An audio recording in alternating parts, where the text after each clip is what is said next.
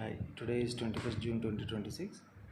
I didn't post a video yesterday because I was busy. Today I will post this video in 9:16 format. And today in the morning I went to walk. While walking, I listened to some Freakonomics radio podcast. And in that one of the episodes was the ESG governance, ESG in a type of investing. Is it really actually helping the environment or not?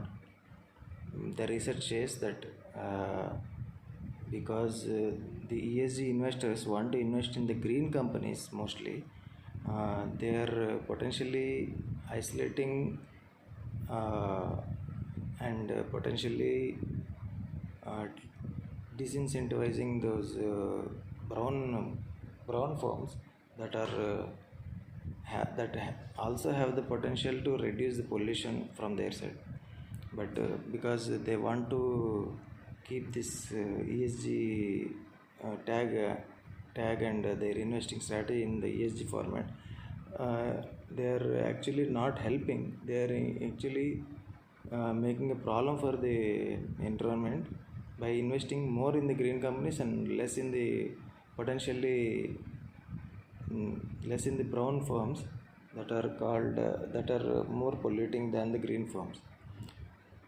Because an accounting firm like some auditors will always be a green firm. You cannot invest in that one and expect the environment to go good.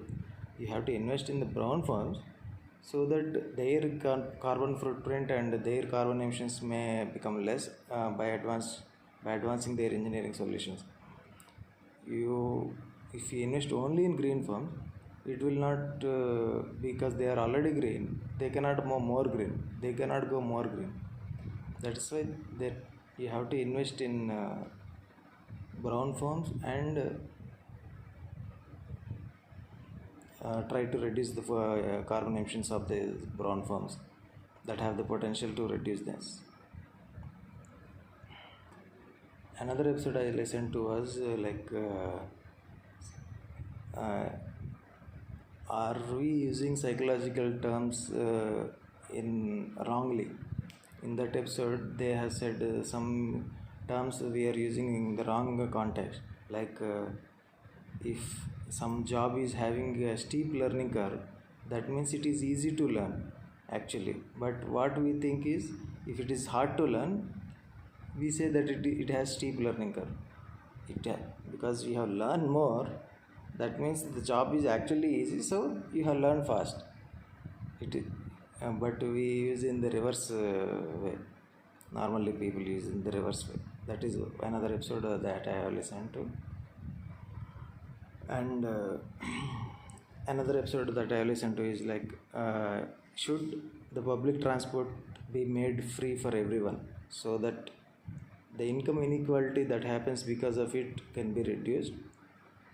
That is the basic premise of that episode. In that episode, the research says that if they increase because the budget, the revenue that comes from the transport departments for maintaining the transport department is very less. That means 10% of the revenue comes from their own department to sustain their business. Most of it comes from already government. So scrap the 10% also and make it free for everyone, so that everyone that can benefit from it can benefit. That was the main concept of that one. And in that they have done some researches in some areas, like if a certain bus route, yes, or train route has economically backward communities, if that bus route and that area can be incentivized or made free, then there will be huge improvement in people's lives in that community. That was the one way of proposing that, and one way of doing this free bus and free transport thing, and making free for children in school children, making free for older people, more senior citizens. That were some of those things that was proposed and that were implemented in some of the cities, and it has benefited many people. If every transport is made free, somebody has to pay for it. See, nothing can be energy can neither be created nor destroyed. In the same way, you cannot run something on nothing. Somebody has to pay for it. Who is going to pay for it? The government has to pay for it. If the government wants to pay for it, they have to raise some prices and they have to raise some taxes. That is the only way they can sustain. So, are people willing to do that sacrifice for free transport? If free transport is actually implemented, most people, and if the free transportation is fairly beneficial and actually punctual, then most people will lose their cars, bikes, and stop traveling by private vehicles.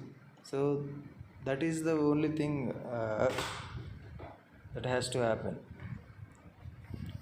If they improve the services and make it free, then there has so much potential of what was that environmental impact.